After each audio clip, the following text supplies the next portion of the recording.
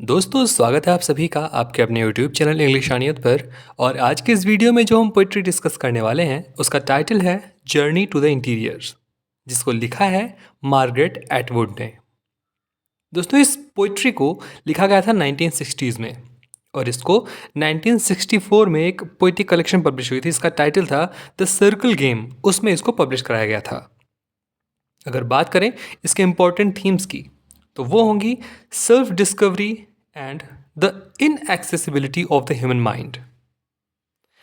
इसको एक हम मेटाफिजिकल पोइट्री कंसीडर करते हैं क्योंकि इस पोइट्री में मार्गरेट एटवुड ने एक मेटाफिजिकल जर्नी के बारे में अपने रीडर्स को बताया है।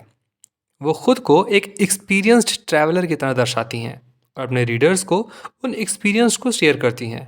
और इनका ये बताने का तरीका इतना शानदार है कि रीडर्स आसानी से एक ह्यूमन माइंड के अंदर की बारीकियों की कल्पना कर लेता है। दोस्तों ये पोइट्री इंसान के वास्तविक और मानसिक यात्रा के बीच की बारीकियां और उनके अंतर के बारे में बात करता है। और वो क्या है वो हम इस पोइट्री के बारे में जानने के बाद, उसके एक्सप्लेनेशन को जानने के बाद हम समझ जाएंगे। तो इस वीडियो में आगे बढ़ने से पहले अगर अभी तक आपने इस चैनल को सब्सक्राइब नहीं किया है तो प्लीज़ चैनल को सब्सक्राइब कर दें, वीडियो को लाइक कर दें, अपने दोस्तों के साथ इसको जरूर शेयर कर दें। तो बिना किसी देरी के सबसे पहले बात कर लेते हैं अपने पोइटस के बारे में।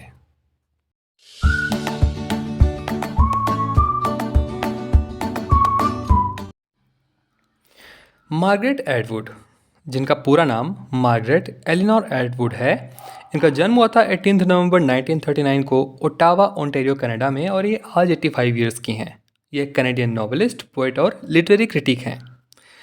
1961 से इन्होंने कुल 18 books of poetry, 18 novels, 11 books of non-fiction, 9 collections of short fiction, 8 children's book, 2 graphic novels and a number of small press editions of both poetry and fictions publish कराई हैं। इनकी बेस्ट नोन वर्क है जो कि 1985 में आई थी, एक dystopian novel है जिसका टाइटल है the handmaid's tale. Atwood has won numerous awards, इनको बहुत सारे अवार्ड्स मिले हैं। वो कौन कौन से हैं? बुकर प्राइज़ मिला है इनको, आर्थर सी क्लार्क अवार्ड मिला है इनको, द गवर्नर जनरल्स अवार्ड मिला है, द फ्रांस काफ्का प्राइज़ मिला है, प्रिंसेस ऑफ ऑस्ट्रियाज अवार्ड मिला है and the national book critics and PEN centre USA life time achievement award भी इनको मिला है। और इनके बहुत सारे ऐसे वर्क्स रहे हैं जिनको एक एक टेलीविज़न या फिर एक फिल्म के लिए अडाप्ट किया गया है। ठीक है, तो ये तो बात हो गई हमारे मार्गरेट एटवुड के बारे में, एक शॉर्ट डिटेल। अब हम बढ़ते हैं अपने पोइट्री की ओर। तो दोस्तों जैसा कि मैंने आपको इस इंट्रो में ही बताया था, स्टार्टिंग में ही बताया था वीडियो के, कि जो हमारी पोइटेस हैं वो एक फिज़िकल वर्ल्ड में जर्नी और उसके साथ साथ एक इनर वर्ल्ड में जर्नी या फिर अपने माइंड की जर्नी, अपने इनर सेल्फ की जर्नी के बीच में कंपैरिजन करती हैं।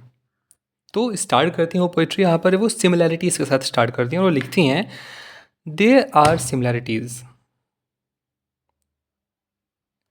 देयर आर सिमिलैरिटीज़, यानी कि आउटर वर्ल्ड और इनर वर्ल्ड दोनों की जर्नी में कई सारी सिमिलैरिटीज़ हैं। आई नोटिस, जो मैंने नोटिस की हैं, दैट, जो कि है द हिल्स, वे पर्वत, which the eyes make flat as a wall, जिसको आंखों के सामने देखने पर एक फ्लैट, एक दीवार की तरह जो दिखता है। वेल्डेड टुगेदर, एक दूसरे से आपस में वो वेल्ड होते हैं, जुड़े होते हैं। ओपन एज आई मूव, खुलता है जैसे ही मैं मूव करती हूँ, बढ़ती हूँ। टू लेट मी थ्रू, मुझे अंदर जाने के लिए, यानी जब मैं अंदर जाने के लिए बढ़ती हूँ तो वो जो फ्लैट है माउंटेन, जो एक दूसरे से वेल्डेड हैं, जुड़े हुए हैं, वो खुल जाते हैं। बिकम एंडलेस एज प्रेरीज, और एक घास के मैदान की तरह उसके अंदर जाने के बाद हमको सब कुछ एंडलेस सा दिखता है। दैट द ट्रीज ग्रो स्पिंडली, और वहाँ पर जो पेड़ पौधे हैं वो बहुत ही ऊंचे, बहुत ही बड़े और मोटे पेड़ ग्रो हो चुके हैं, वो वहाँ पर उगे हुए हैं। Have their roots often in swamps, और उनकी जड़ें जो हैं वो मोस्टली दलदल में धसी हुई हैं। दैट, जो कि this is a poor country, जो कि हमको ये बताता है कि ये खराब स्थिति एक किसी गरीब या किसी बेकार से देश की है। That a cliff is not known as rough except by hand. और जो वहाँ पे क्लिफ्स हैं, जो वहाँ पे चट्टाने हैं, वो देखने से तो बड़ी मुलायम और बड़ी समतल, बड़ी सतही लगती हैं, लेकिन जब हम उनको हाथ से छूते हैं तो हमको पता चलता है कि बहुत ज़्यादा रफ है, खुरदुरी है। एंड और इज इसलिए, देयर एंड इज और है, देयर फॉर इनएक्सेसिबल, ये इनएक्सेसिबल है, इसको और एक्सेस नहीं किया जा सकता, इसके अंदर नहीं जाया जा सकता। Mostly that travel is not the easy going. और इसके जो मोस्ट ऑफ द ट्रेवल्स हैं और इसके आसपास के जो और अन्य जगह हैं, जो ज़्यादातर आने जाने वाली जगह हैं, नॉट द इजी गोइंग, यहाँ पर आसानी से हम नहीं जा सकते, इतना आसान नहीं है। तो ये तो हो गई हमारी कॉन्टेक्चुअल मीनिंग, जो इसमें लिखा हुआ है उसको हमने समझा। अब वास्तव में यहाँ पे मार्garet एटवुड क्या कहना चाहती हैं वो हम समझते हैं। वो बताती हैं देयर आर सिमिलरिटीज़, बहुत सारी समानताएं हैं।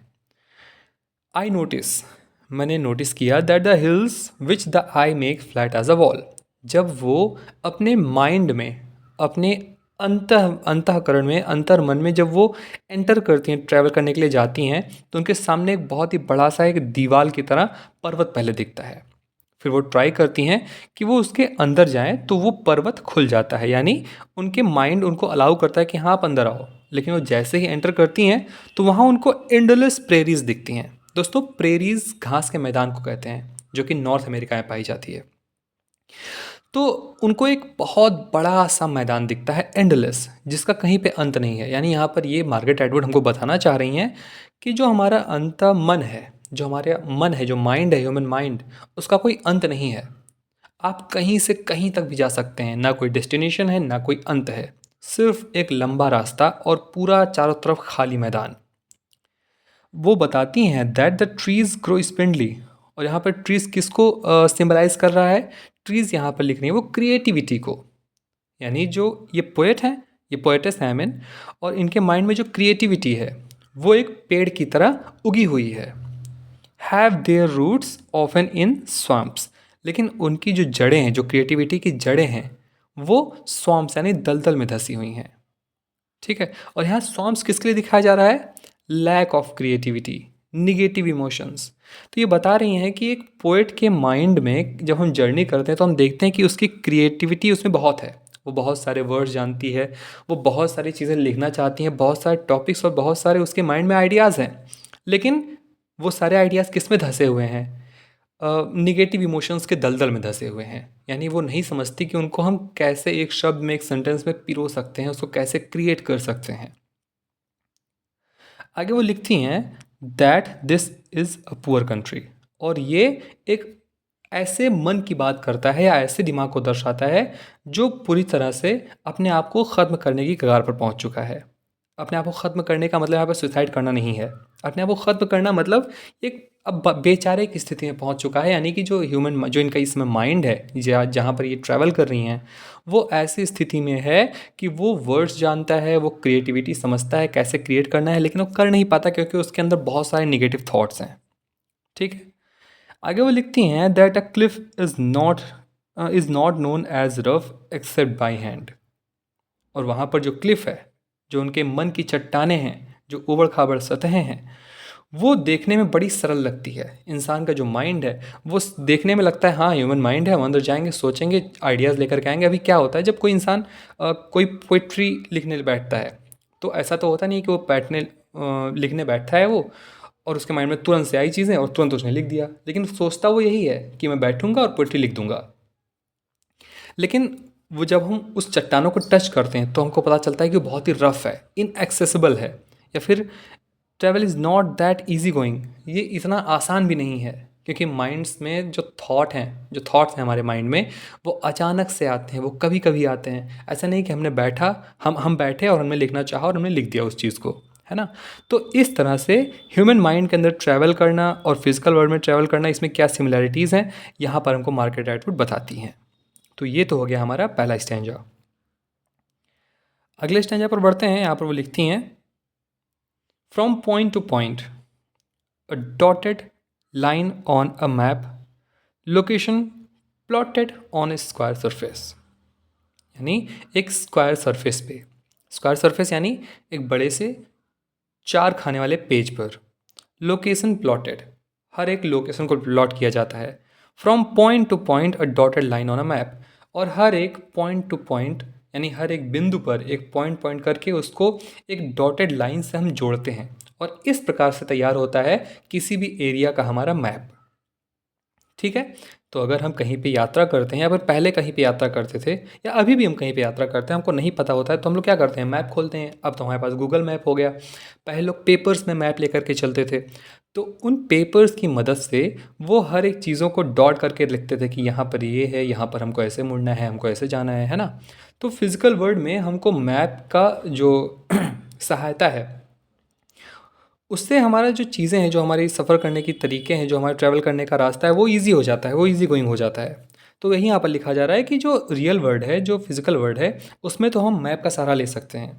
हमारे पास लोकेशंस होते हैं, लाइंस होती हैं, पॉइंट्स होते हैं, बट लेकिन यहाँ पर जब वो अपने इनर माइंड में ट्रैवल करती हैं, तो वो क्या करती हैं, I move surrounded by tangle of branches. वो आसपास के झाड़ियों से, टहनियों से वो टैंगल कर जाती हैं, वो उसमें उलझ गई हैं, उलझ जाती हैं। A net of air and alternate light and dark, और उस उलझन में उनको हवा के झोंके भी लगा करते हैं। कहीं कहीं पे उनको बहुत ज़्यादा अंधेरा दिख जाता है, कहीं पे बहुत ज़्यादा उजाला उनको दिखने लगता है। तो एट ऑल टाइम, और ये हमेशा ऐसे ही चलता रहता है, that there are no destinations apart from this. और ऐसा लगता है कि ये हमेशा ऐसा ही चलता रहता है, और ऐसा इनको लगता है कि इसका कोई डेस्टिनेशन नहीं है। यही यहाँ पर उन्होंने पहले ही बताया था कि ये एक हरे भरे घास के मैदान की तरह है, जो अंतहीन है, जिसका कोई डेस्टिनेशन नहीं है। इसमें बस ऐसा है, मन की जो रास्ते हैं वो अनेकों उलझनों से भरी होती हैं। यहाँ पर जो ब्रांचेस हैं, टैंगल ऑफ ब्रांचेस, यानी कि हमारे माइंड में अनेक प्रकार के थॉट्स आते रहते हैं। हमको आज ये करना है, हमको यहाँ जाना है, हमारे फैमिली में ऐसी चीज़ें, हमारे दोस्त के साथ ऐसा चीज़ है, हमारे गर्लफ्रेंड बॉयफ्रेंड के साथ ऐसी चीज़ें चल रही हैं, हमारी पढ़ाई ऐसी चल रही है, करियर ऐसा चल रहा है। तो ये सारे ब्रांचेस हैं जिनमें हम उलझे हुए होते हैं, और हम इसमें चलते चले जाते हैं, उलझते चले जाते हैं, लेकिन हमको कोई डेस्टिनेशन नहीं मिलता है। तो वही यहाँ पर मार्gaरेट एटवुड बताती हैं। आगे बढ़ती हैं वो थर्ड स्टेंजा में, वो लिखती हैं, there are differences of course. तो जैसे अभी तक उन्होंने सिमिलैरिटीज़ बताए, अब उन्होंने डिफरेंसेस बताना शुरू किया कि हाँ, वास्तव में यहाँ पर बहुत सारे डिफरेंसेस भी हैं। The lack of reliable charts, more important the distraction of small details, यानी कि एक रिलायबल चार्ट ना होना। रिलायबल चार्ट यानी जिसके ऊपर आप भरोसा करके उसके थ्रू रास्ते में चल सको। चार्ट यानी मैप। एक रिलायबल मैप ना होना, जो कि आपको छोटी छोटी डिस्ट्रैक्शंस में ढकेल देता है। आप डिटेल्स को देखना भूल जाते हैं, आप डिस्ट्रैक्ट होते रहते हैं। उस चीज़ का ना होना एक बहुत बड़ा डिफरेंस है। क्योंकि जब आप डिस्ट्रैक्ट होते हैं तो क्या होता है, पहला डिस्ट्रैक्शन क्या होता है, your shoe among the brambles under the chair where it should not be. आप क्या करते हैं, आप अपने थॉट्स में रहते हैं, आप क्रिएटिविटी में घुसे रहते हैं, अपने माइंड में आप चलते रहते हैं, लेकिन तभी अचानक से योर शू अमंग द ब्रैम्बल्स, आपके पैर किसमें फंस जाते हैं, ब्रैम्बल्स में, ब्रैम्बल्स के बीच में। ब्रैम्बल्स मीन्स होती है जंगली झाड़ियाँ। लेकिन यहाँ पर जंगली झाड़ियों को हम किस चीज़ से सिंबलाइज कर रहे हैं, यहाँ पर जंगली झाड़ियाँ जो आपको पैर पकड़ लेती हैं, आपको आगे ट्रैवल नहीं करने देती हैं। तो यहाँ पर सिंबलाइज किया जाता है अटैचमेंट टू द रियलिटी, यानी जो फैमिली है हमारी, जो हमारे घर के काम हैं, जो हमारे दोस्त हैं, जो हमारे संबंधी हैं, जो हमारे रिलेटिव्स हैं, इन सब के बीच में जो हमारे बॉन्डिंग्स हैं, जो हमारे अटैचमेंट्स हैं, वो सभी चीज़ें आपको उस माइंड में यात्रा करने से रोक लेती हैं। ये होती है डिस्ट्रैक्शन, जो कि अगर आपके पास चार्ट होता तो आपको ये पता होता कि हमको किस रास्ते से जाना है, कहाँ डिस्ट्रैक्ट नहीं होना है।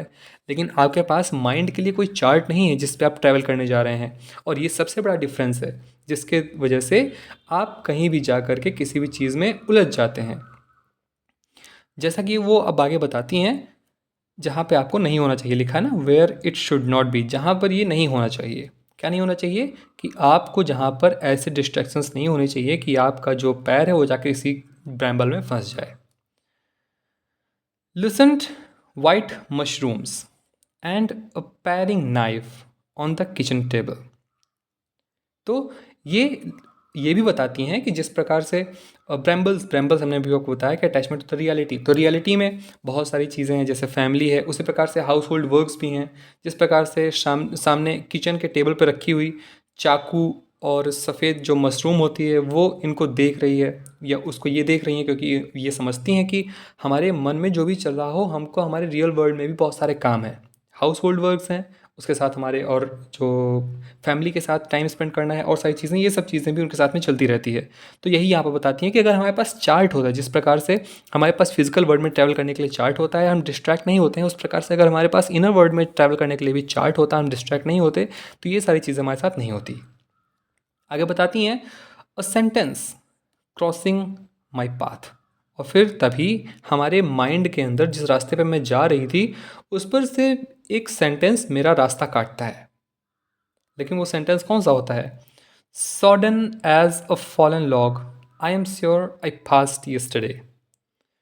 वो एक लकड़ी के टुकड़े की तरह होता है जो कि गीला है।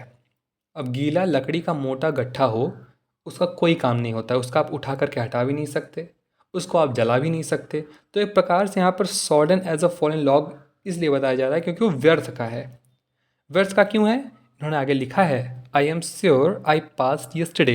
एक ऐसा सेंटेंस जो अभी मुझे क्रॉस करके गया है मेरे पाथ को, उसको मैंने कल क्रॉस किया था, उसको मैंने कल देखा था। मतलब क्या है कि इनके माइंड में अचानक से एक सेंटेंस आता है जिसको इन्होंने कल भी सोचा था, जो इनके कल भी माइंड में आया था। अब उसको इन्होंने इतना सोच लिया है कि अब वो थॉट इनको अच्छा या सही नहीं लग रहा है, इसलिए अब वो थॉट इनके लिए व्यर्थ है, और उसी के लिए इन्होंने यहाँ पर लिखा है सॉडन एज फॉलन लॉग। ठीक है, आगे बढ़ते हैं। अगले स्टेंजा पर ये लिखती हैं, have I been walking in circle again. क्या मैं फिर से एक सर्कल में, एक गोले में फिर से फंस गई हूँ, फिर से मैं उसी में वॉक कर रही हूँ। बट मोस्टली द डेंजर, लेकिन ये अधिकतर एक डेंजर की तरफ ले जाता है, एक खतरनाक खतरे की तरफ ले जाता है। Many have been here but only some have return safely. और ये इतना खतरनाक है कि यहाँ पर बहुत सारे लोग आ चुके हैं, लेकिन उसमें से कुछ ही सेफ यहाँ से निकल सके हैं। अब यहाँ पर इसका क्या मतलब है? अपने मन के अंदर जाने से आप सॉरी, अपने मन के अंदर जाने से आप फिर वापस कैसे आएंगे, सेफ हैं कि नहीं, इसका क्या मतलब है? इसका मतलब ये है कि अपने इनर सेल्फ को जानने के लिए बहुत सारे लोगों ने ट्राई किया, लेकिन वो आ करके इन पथरीले रास्तों में, इन झाड़ियों में आ करके फंस गए, और वो पूरे अच्छे तरह से अपने मन को या अपने आप को नहीं समझ पाए। बहुत कम ही लोग यहाँ पर आए, उन्होंने खुद को समझा और यहाँ से सेफली वापस गए। यहाँ पर मार्गरेट एटवुड का कहने का ये मतलब है। आगे बढ़ती हैं, वो लिखती हैं, अ कंपास, एक कंपास इज यूजलेस, पूरी तरह से यूजलेस है। Also trying to take direction from the moment of the sun which are erratic. और उसी तरह से अगर हम सूरज की रोशनी से, सूरज को देख करके अगर हम डायरेक्शन या फिर दिशाओं का पता लगाएं, सूरज के मूवमेंट को देख करके अगर हम दिशाओं का पता लगाएं, तो ये भी इरेटिक है, अनिश्चित है, इसका भी कोई मतलब नहीं है। And words here are as pointless as calling in a vacant wilderness. और यहाँ पर कोई भी नहीं है, पूरा वैकेंट है, पूरा खाली है, जंगली एक इलाका है, इसलिए यहाँ पर किसी को आवाज़ देने का भी कोई मतलब नहीं है। ये सब किसके बारे में बात हो रही है? ये सब डिफरेंसेस के बारे में बात हो रही है। हमने सबसे पहले एक दो स्टेंजाज में कंपैरिजन देखा है ना, क्या सिमिलैरिटीज़ हैं, और अब इन स्टेंजाज में हम डिफरेंसेस को देख रहे हैं। तो यहाँ पर क्या बताया जा रहा है कि जैसे रियल वर्ल्ड में तो हमारे पास कंपास होता है तो हम डायरेक्शन का पता लगा लेते हैं, है ना। कंपास नहीं होता है तो हम सूरज की या सन की मूवमेंट देख करके, स्टार्स की मूवमेंट देख करके पता लगा लेते हैं कि किस डायरेक्शन में और किस डायरेक्शन में हमको जाना है।